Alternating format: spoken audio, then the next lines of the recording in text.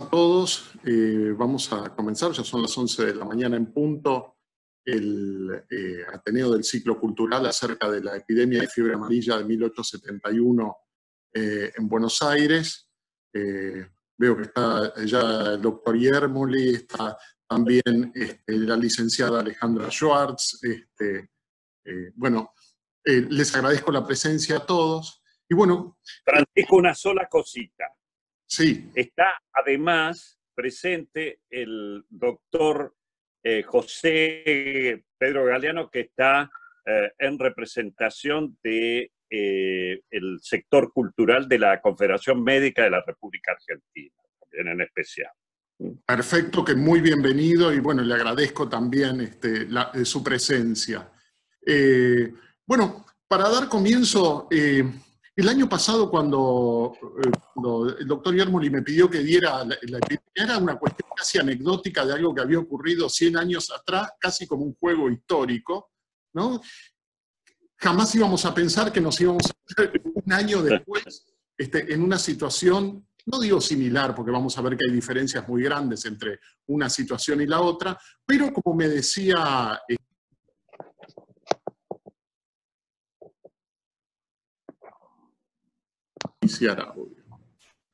perdón, creo que se cortó la... No sé si me escuchan. Perfecto. Ahora. Perfecto. Debe haber poca señal. Bueno, y como me decía ayer Alejandra, esta es una situación de proporciones bíblicas. Yo no lo había pensado en ese modo. Toda la humanidad, como si fuese el diluvio universal, bueno, esta es la epidemia universal. Pero bueno, yendo a lo que nosotros vamos a hablar hoy, sin ningún lugar a duda, la epidemia de fiebre amarilla de 1871 fue el episodio sanitario más dramático que sufrió nuestra ciudad en su historia. Esta epidemia del año 1871 convirtió textualmente la ciudad en un sudario. Pero como todo tiene antecedentes, la ciudad no había estado exenta de pasar por situaciones similares. Y, por ejemplo, ya 3 años antes había habido una epidemia de cólera con 600 fallecidos en la mayoría de los barrios más pobres, más humildes, que en ese momento estaban constituidos por inmigrantes italianos en su mayoría. Obviamente desde su fundación en Buenos Aires hay antecedentes de epidemias de tifus, tuberculosis, viruela, etcétera. Y esto se debía fundamentalmente a las pésimas condiciones de salubridad de la ciudad. La ciudad no tenía agua corriente, muchísimo menos sistemas cloacales. El agua que se consumía por toda la población de la ciudad era agua que provenía del río o de aljibes, y los aljibes se mantenían limpios poniéndole ranas y tortugas adentro, o sea que se mezclaban los desechos de los animales con el agua que tomaba la población. O sea que y además tampoco había sistema de recolección de residuos, los residuos se tiraban en las zonas bajas de la ciudad, por ejemplo en el riachuelo. O sea que la ciudad era prácticamente como un caldo de cultivo, como una placa de Petri urbana para el desarrollo de cualquier tipo de epidemia.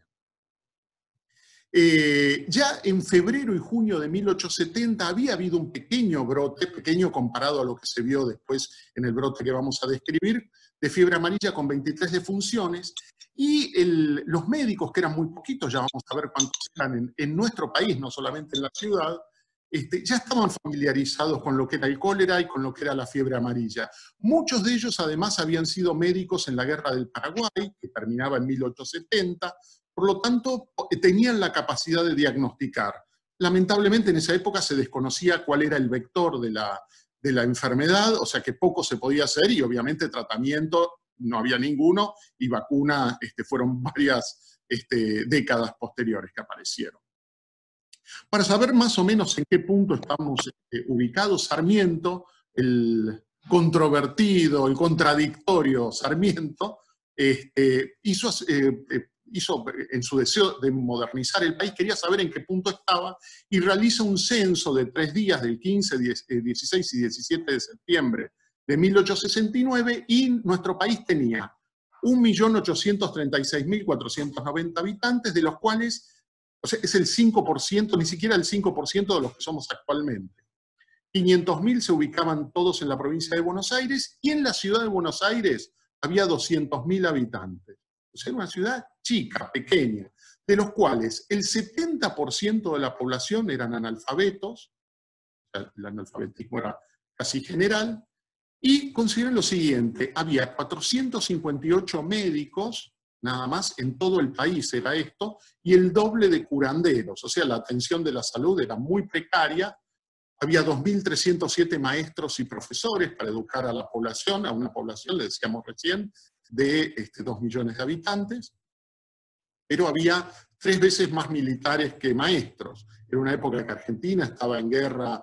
En relación al censo de Sarmiento, detectó que había también, era un país, fíjense, 60.000 viudas de 2 millones de habitantes o de 200.000 habitantes de Buenos Aires, 3.000 personas con discapacidades y 80.000 con huérfanos. 80.000 huérfanos secundarios, no todo lo que había ocurrido en las guerras. Pero la enfermedad se cree que provino del Paraguay, o sea, particularmente de la guerra, la guerra de Paraguay, que ocurrió de la Triple Alianza entre Argentina, Uruguay y Brasil contra Paraguay, dicen así, cateada por los intereses ingleses, de los británicos. Y la epidemia ya venía en el transcurso hacia Buenos Aires, estaba en movimiento hacia Buenos Aires, y ya antes de llegar aquí, se sentó en Corrientes, donde fue terrible, fue devastadora. Murieron 2.000 de los 11.000 habitantes en Corrientes, que llegó a la cefalía gubernamental. Se había hecho estragos y se veía venir hacia Buenos Aires. Fíjense, este es un mapa de Buenos Aires de esa época. ¿Y dónde está el Hospital de Clínicas en este mapa de Buenos Aires? En esta zona. En 1871 la zona del Hospital de Clínicas era zona de quintas en ese momento. Fíjense lo poco que estaba urbanizada la ciudad. Pero para que la epidemia se desarrolle tenía que haber condiciones de salubridad que lo hicieran posible. Entre ellas tenemos, fíjense, los conventillos de la zona de San Telmo y Montserrat. La gente vivía hacinada, con pésimas condiciones de salubridad. Les repito, la mayoría eran todos inmigrantes italianos. Hoy se dice prácticamente hasta con sorna que no hay casi un argentino que no tenga sangre italiana. O sea que si no se tiene sangre italiana, casi no sería argentino, cosa que era antes al revés. Y era la mayoría de los inmigrantes y fueron quienes más fallecidos tuvieron en esta epidemia. Este es un libro del escritor Santiago de Estrada que se llama Viajes y otras páginas literarias, que es bastante posterior a la epidemia de fiebre amarilla, en el que dice: hombres, mujeres, niños, perros, gatos, gallinas viven y duermen en los conventillos. Dice, en ciertos conventillos se alquila por las noches el piso del patio, dividido en fracciones del tamaño de una sepultura, para que pudieran dormir, se iban turnando para dormir, como camas calientes. Y dice, se convendrá en que cada uno de los conventillos de Buenos Aires es un taller de epidemias, el tálamo en el cual la fiebre amarilla y el cólera se recrean. O sea, esto era evidente que podía llegar a ocurrir aquí. Esta es otra foto de lavanderas en la costa de Buenos Aires, con el detalle. En las fotos en general en esa época no se expresaban emociones. Dicen que la cultura victoriana, que obviamente en Europa, cuando se tomaban daguerrotipos o fotos no se expresaban emociones. En el margen inferior derecho hay una lavandera que tiene del hombro y de la mano probablemente a su hija. Es una rareza. Bueno, ¿cómo es el comienzo de la epidemia? Con el Año Nuevo comienzan a llegar ya veteranos de la Guerra del Paraguay, había finalizado la guerra, y en Paraguay la fiebre amarilla era endémica. Se cree que el vector, el mosquito, llegó en barcos que provenían de Paraguay. Y el 27 de enero de 1871, o sea, fíjense que hasta hay como una correlación entre la pandemia que estamos viviendo, al menos en nuestra época, y la que se vivió en su momento, en los tiempos, no en la intensidad. Los primeros casos fueron en inquilinatos en la calle Bolívar 392 y Cochabamba 113.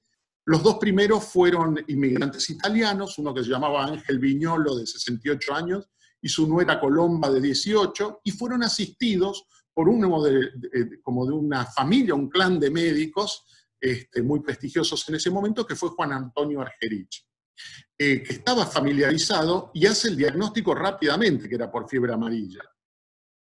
Pero en el certificado de defunción pone gastroenteritis e inflamación pulmonar para no alertar a los vecinos, porque era una enfermedad muy temida, pero en la notificación de la enfermedad que le envía al jefe de policía, Enrique O'Gorman, que ya veremos quién es, pone en el diagnóstico que eran casos de fiebre amarilla.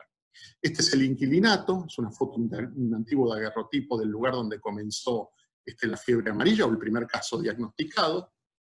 Y ya había habido advertencias de médicos que decían que iba a haber un brote de fiebre amarilla, que había que cerrar el puerto, que había que poner cuarentena, pero Sarmiento desoyó eso, diciendo que era el presidente en ese momento, diciendo que no había ninguna evidencia científica que avalara la teoría de los miasmas y de la putrefacción del aire para cortar el comercio de la ciudad de Buenos Aires. Entonces desoyó el pedido y siguió adelante. O sea, prefirió mantener la actividad económica, que es parte del debate que tenemos hoy en la pandemia, en lugar de decretar la cuarentena. También esto coincidía con una fecha muy importante para la sociedad porteña, que era la preparación de los festejos de carnaval. Estaba involucrada la municipalidad en la realización de estos eventos, en un evento realmente muy importante. Entonces, no querían dar a conocer la presencia de esta epidemia. Y en ese momento, el joven médico, que después fue gran escritor, diplomático y político, Eduardo Wilde, dice que se está ante un brote epidémico de fiebre amarilla de 10 casos por día. La prensa, ante los comentarios, en esa época Buenos Aires era una pequeña aldea, todos se conocían, decían que entre ellos Wilde eran aguafiestas, que lo único que querían eran como frenar el festejo de carnaval tan esperado por la sociedad porteña. En marzo, ya después del carnaval, la epidemia empieza a tomar impulso, tienen 100 fallecimientos diarios, teniendo en cuenta que Buenos Aires estaba preparado para un promedio de 20 fallecimientos por día. O sea, se habían quintuplicado ya, ni bien después del carnaval. Y se mantenía más o menos la actividad social, pero cuando llegan los primeros casos a los barrios aristocráticos, o a las casas, más que a los barrios, a las casas aristocráticas, porque Buenos Aires en ese momento Recoleta y Barrio Norte no estaban desarrollados, sino que se desarrollan a posteriori de esto, se desarrolla el pánico y ahí sí, se terminaron los bailes y se terminaron las reuniones multitudinarias, ¿no? La prensa acá da vuelta rápidamente y en vez de decir que Wilde era un aguafiestas, empiezan a tener títulos como muy catastróficos, casi como provocando el morbo. Puede tener cierta similitud con lo que está ocurriendo en este momento, a veces con algunas actitudes o informaciones que recibimos. La gente más pudiente y la no pudiente también decide abandonar la ciudad despavorida ante esta cuestión. Imagínense, se había quintuplicado los casos. Y lo que ocurre con el sistema de salud se desborda rápidamente. El hospital de hombres, que es el actual Clínicas, el de mujeres, que era el Rivadavia, el italiano, que sigue siendo el italiano, la casa de expósitos, que es la casa cuna, quedan completamente colmada su capacidad y quedan casi, no pueden operar con nuevos casos.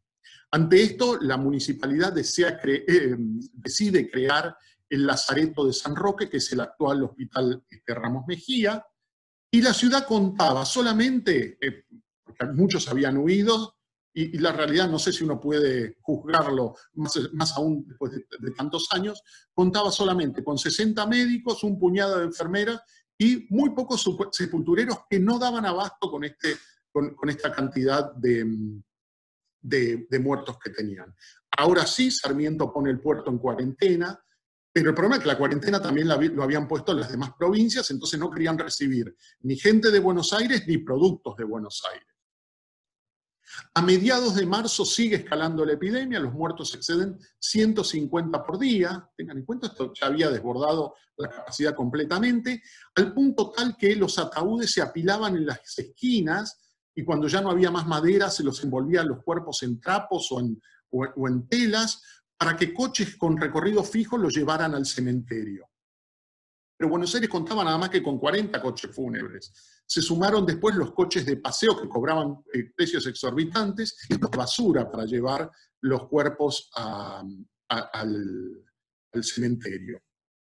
Lo mismo ocurrió no solamente los precios exorbitantes eran para llevar los cadáveres al cementerio, sino también el precio de los medicamentos, que los medicamentos no servían absolutamente para nada, y lo que se utilizaban, por ejemplo, eran sales mercuriales, arsénicos, cianuro, o sea, no se sabía que era peor, si la propia evolución de la enfermedad o los medicamentos que se prescribían a ciegas, porque era lo que se contaba en ese momento.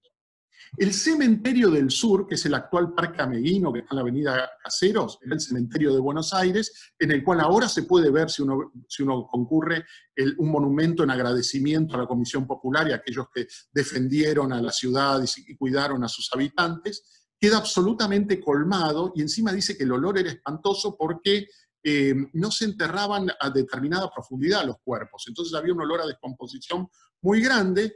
Y en 11 de marzo, ya ante la desesperación, la municipalidad compra 7 hectáreas en lo que se llamaba la Chacarita de los Colegiales y se habilita un nuevo cementerio. De esta manera nace la Chacarita y, como dice quizá el más grande escritor que ha tenido la lengua hispana, creo no exagerar en esto, se funda el oeste de la ciudad.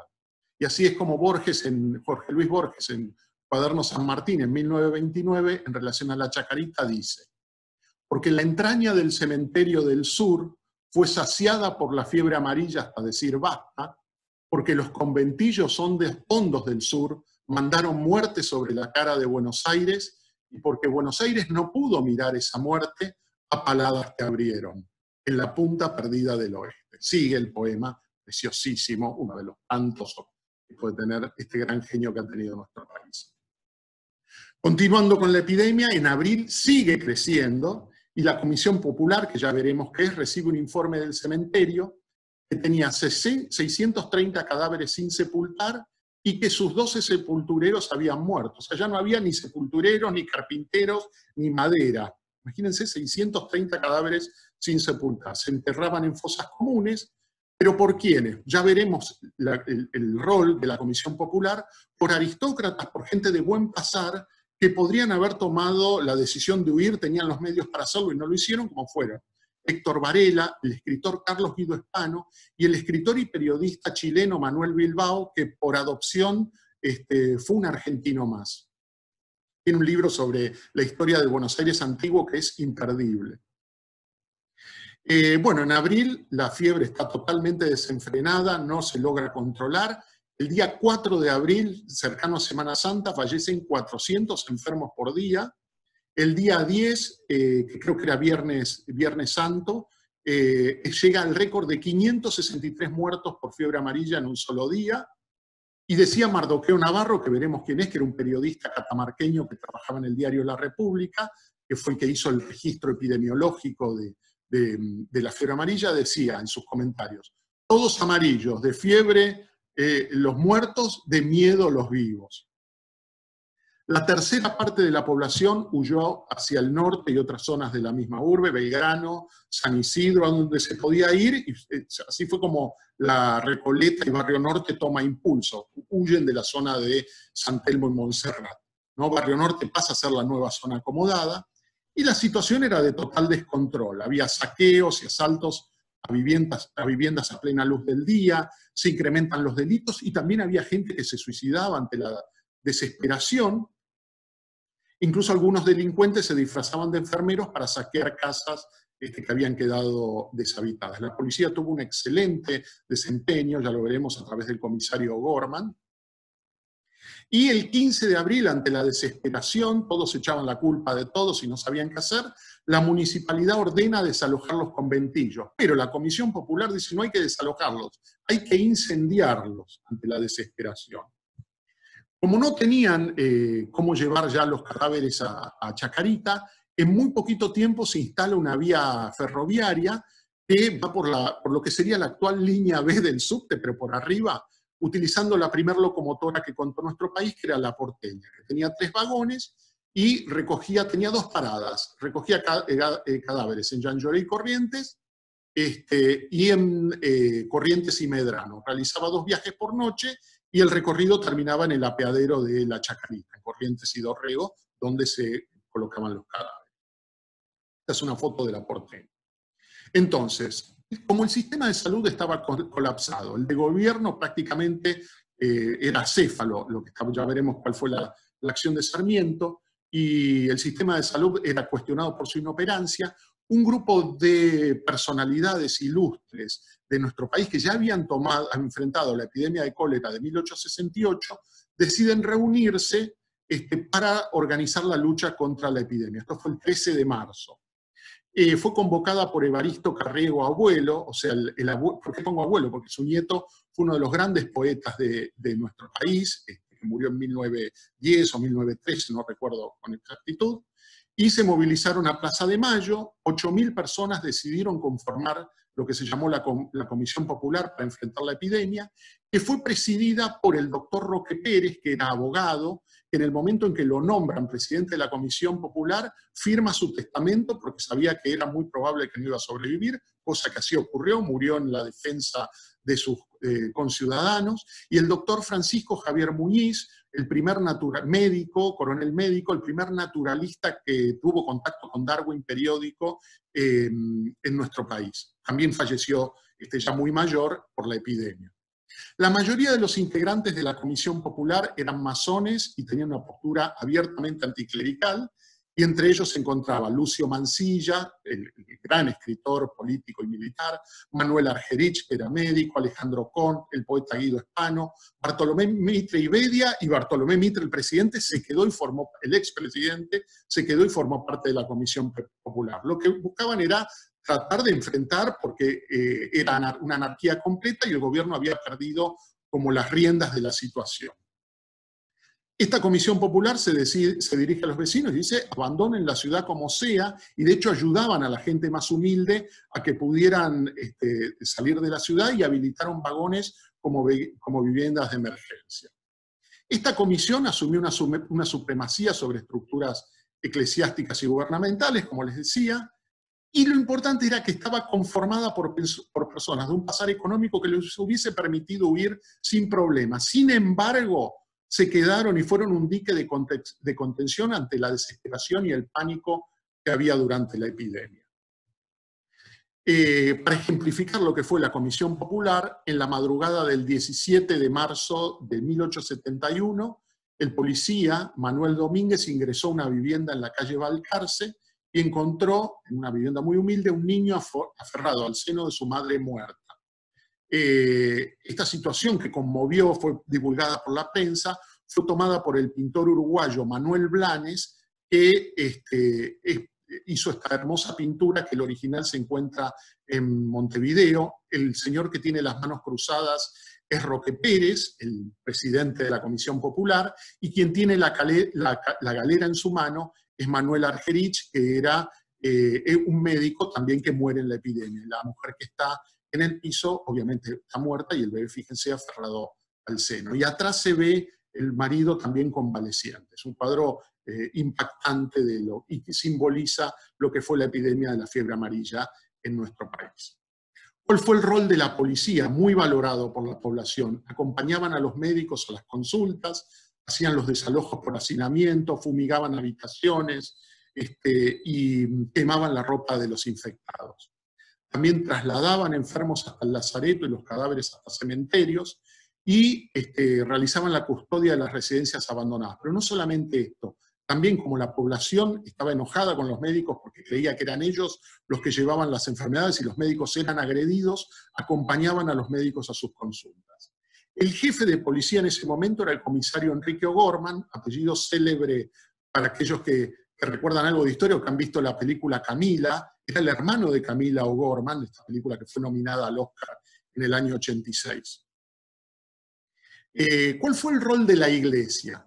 Los anticlericales, como Eduardo Wilde, que era médico, decía que la curia había huido y que había sido muy cobarde en su acción. La realidad es que la orden de las Hermanas de la Caridad envió desde Francia religiosas, de las cuales 7 fallecieron por la fiebre. Las iglesias se convirtieron en lugares donde la gente iba a buscar a los médicos, y finalmente, si bien la Comisión Popular era anticlerical y masónica, valoró la acción de la Iglesia en ese momento. El cura Eduardo O'Gorman, hermano de Camila y del jefe de policía, era el párroco de la iglesia de San Nicolás de Bari, que en ese momento no se encontraba en la avenida Santa Fe y Talcahuano, sino que estaba cerca del obelisco. Fundó un asilo de huérfanos para contener a esos niños, esa multitud de niños que se habían quedado sin padres, que luego de la epidemia fue sustituida por la Sociedad de Beneficencia. En la epidemia fallecieron más de 50 sacerdotes. Entre ellos, creo que la madre y la hermana del arzobispo de Buenos Aires. Mardoqueo Navarro. Mardoqueo Navarro es un personaje que uno no puede obviar cuando habla de la epidemia de fiebre amarilla.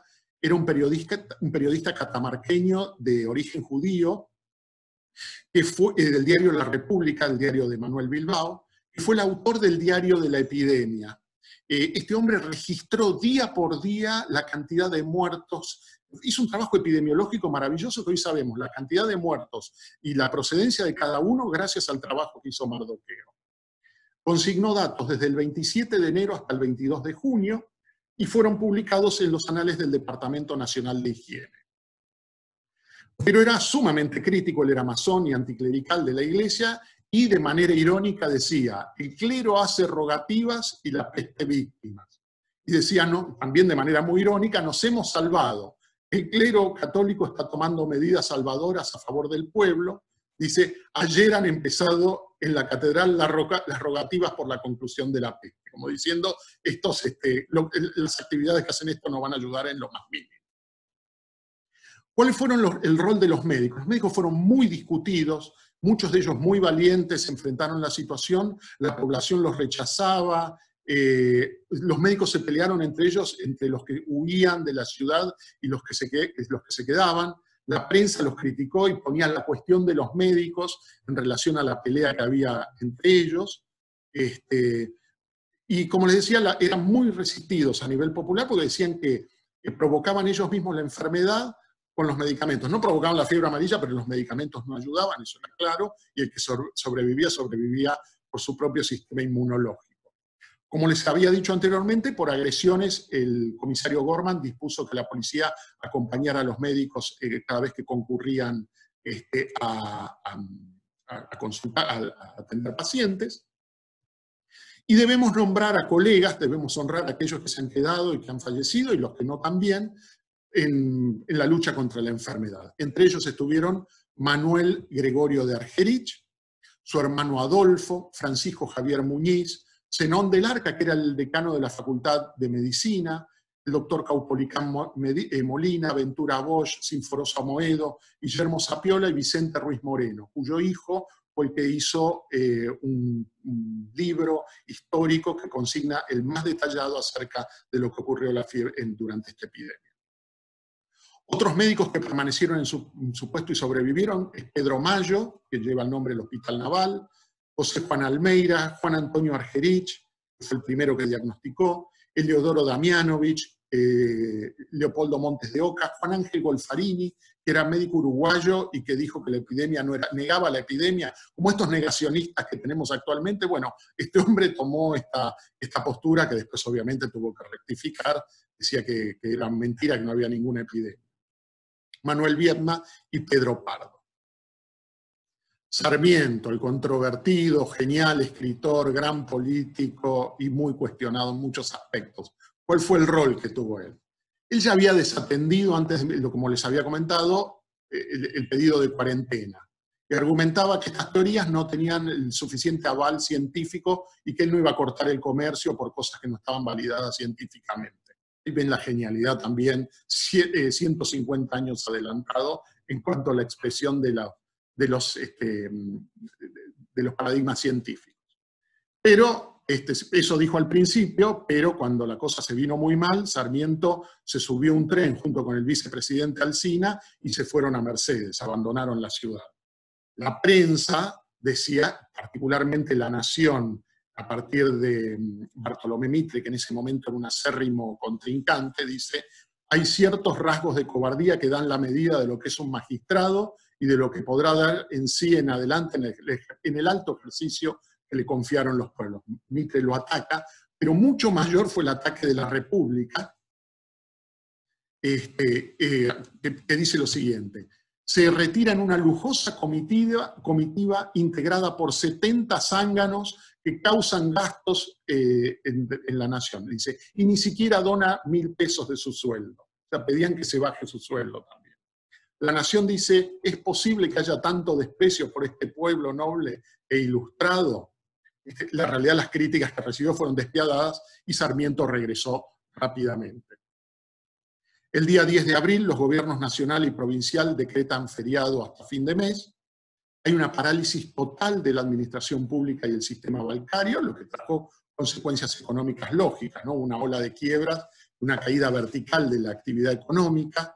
Los diarios empiezan a cerrar uno a uno, salvo La Nación. La Nación fue el único diario que continuó con su funcionamiento normal, incluso de los que están actualmente. La Prensa, que es un diario que todavía existe, lo hacía solo con una edición de emergencia. Bueno, se llega al fin de la epidemia, como todo. A partir del 12 de abril las cifras comienzan a invertirse lentamente, el día 20 los fallecimientos caen a 100 y la gente empieza a regresar a Buenos Aires. Pero este regreso genera un nuevo rebrote, el clima era muy cálido todavía y las condiciones sanitarias permitían que el mosquito continúe transmitiendo la enfermedad. Por eso pareció que la fiebre resurgía con más fuerza.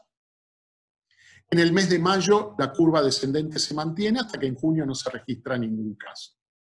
¿Cuáles fueron las cifras oficiales de muertes de esta epidemia? Del total fue 13.604, o sea, el 7% de la población de nuestra ciudad. La mitad de ellos fueron niños, un segundito, y cayeron luchando contra la epidemia, esto de modo sintético y quizá en algún punto sesgado, fíjense que pongo primero a los médicos. 12 médicos, 50 sacerdotes, 5 farmacéuticos y 4 miembros de la Comisión Popular. Bueno, ¿cuáles fueron las consecuencias post-epidemia?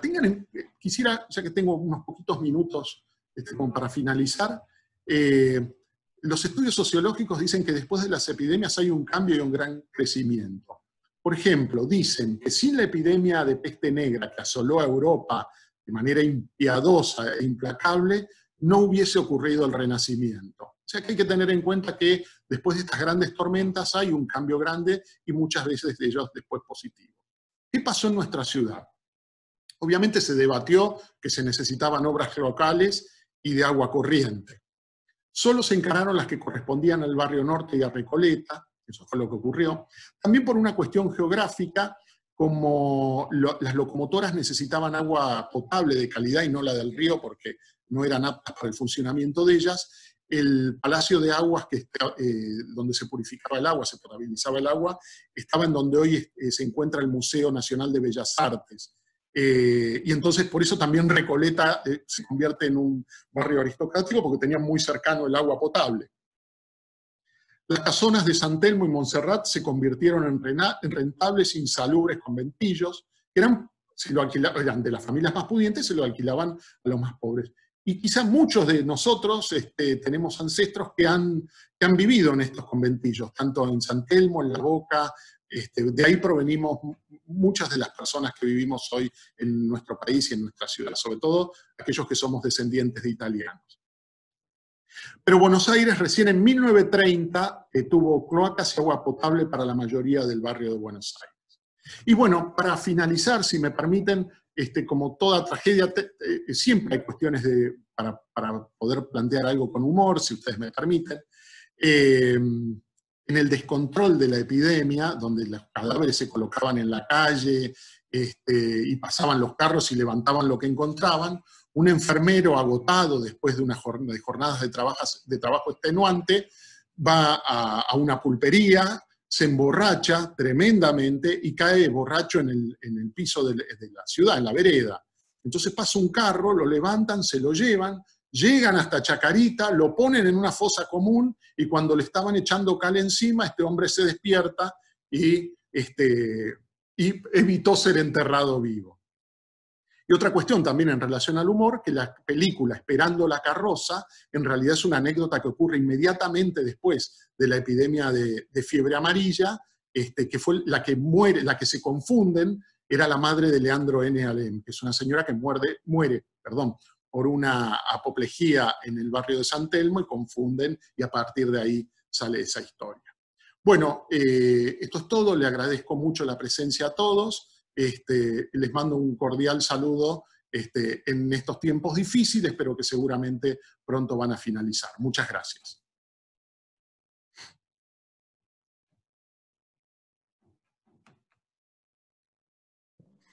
Impecable, excelente, como lo están diciendo todos, Francisco, como siempre. Y quédate tranquilo por las alteraciones de la conectividad que van más allá de lo que, de lo que podemos hacer. Y estoy viendo todo lo que están chateando. Así que muchísimas gracias. Gracias a usted, profe, y espero que no se hayan escuchado mis insultos cuando se cortó la conexión. Algunos. No, pero con la teoría de Sauré, quédate tranquilo. No, nada más para avisar que en el próximo ciclo vamos a tener la presencia de la gran soprano argentina, que es Verónica Cangemi. Hablaremos de Mendoza hasta la Scala de Milán. Bueno, muchísimas gracias a todos y agradezco también la presencia del doctor Galeano en representación también de la Confederación Médica de la República Argentina. Ahí vi a Jerry Brignone y a tantos otros. Así que bueno, muchas gracias y como siempre, brillante el estilo Appiani. Muchas gracias, profe. Le agradezco que me haya invitado nuevamente a participar de su ciclo cultural, de su prestigioso ciclo cultural.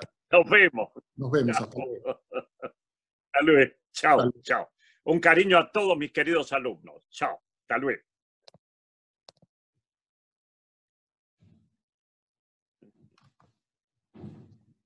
Veo que te quedaron Mirá, un minutito. Che, qué bien. No me deja terminar la...